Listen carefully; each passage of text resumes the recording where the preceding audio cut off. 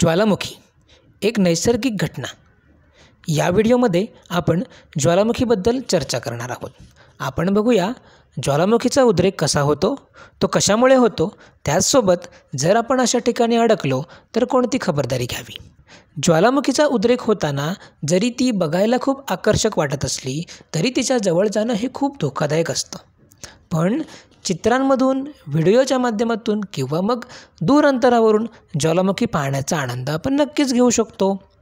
मी सुद्धा या ज्वालामुखीला आत्तापर्यंत व्हिडिओच्या माध्यमातूनच बघत आलो आहे, पण मला या ज्वालामुखीला प्रत्यक्ष बघायची खूप इच्छा आहे. तुम्हालाही ज्वालामुखीला बघायची इच्छा असेलच की, होय ना? तुम्हाला माहीत आहे का, आपल्या भारतामध्ये सुद्धा ज्वालामुखी आढळते. तुम्ही सांगू शकता का ती कुठे आहे बरं? अंदमान निकोबार बेटांचा समूह हा आपल्या भारताचा भाग आहे, हे तुम्हाला माहीतच असेल. मग या बेटामध्ये एक बेट आहे बॅरन बेट. या बॅरन बेटावर ज्वालामुखी आढळते. तसेच 2021 पासून यातून ज्वालामुखीचा उद्रेकही होत आहे. तर आता भारतात ज्वालामुखी कुठे आहे हे आपल्याला समजलं, हे विसरायचं नाही. त्यानंतर आता आपण या ज्वालामुखीच्या निर्मितीची प्रक्रिया समजून घेऊ, चालेल ना?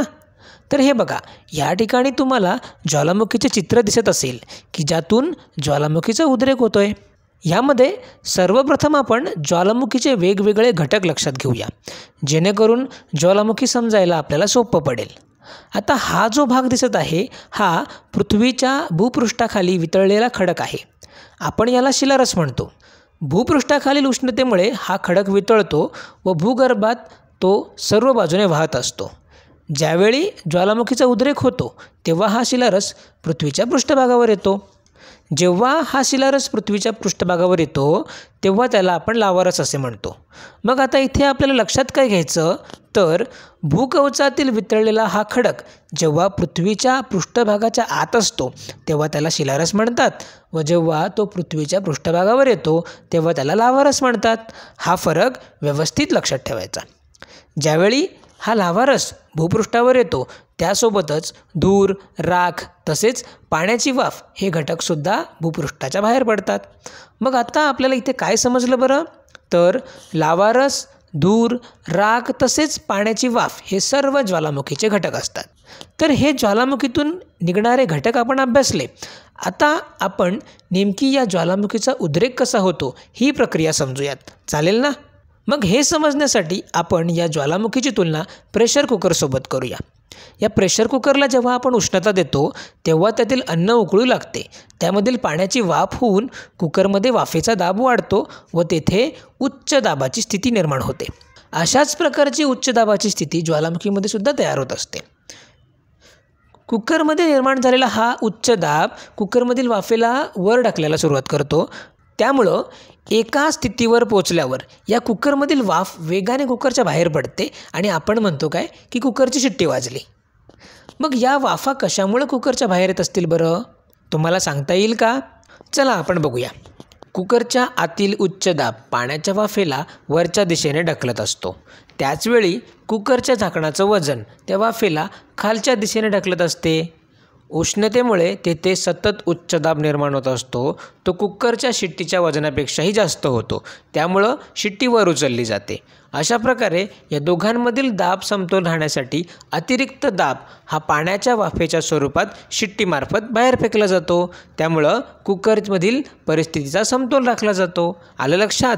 तर मग अशीच परिस्थिती ज्वालामुखीमध्ये सुद्धा आढळून येते. काय होतं, पृथ्वीच्या भूपृष्ठाच्या आतील भागात उष्णतेमुळे निर्माण झालेला हा उच्च दाब शिलारसाला वरच्या बाजूने ढकलत असतो. दुसऱ्या बाजूने पृष्ठभागाचे वजन त्याला खालच्या दिशेने ढकलत असते. परंतु पृष्ठभागाच्या दाबापेक्षा हा दाब उच्च असतो. मग या ठिकाणी सुद्धा आतील परिस्थितीमध्ये समतोल राहावा यासाठी हा वितळलेला खडक लावारसाच्या स्वरूपात बाहेर पडतो आणि त्याच्यासोबत इतर घटकसुद्धा बाहेर पडतात, जसे की धूर, राख तसेच पाण्याची वाफ. तर अशा प्रकारे ज्वालामुखीची प्रक्रिया घडत असते, हे तुम्हाला आता समजलं असेल. आता या ठिकाणी ज्वालामुखीचा हा व्हिडिओ तुम्ही बघा. इथे एक ज्वलंत ज्वालामुखी दिसत आहे.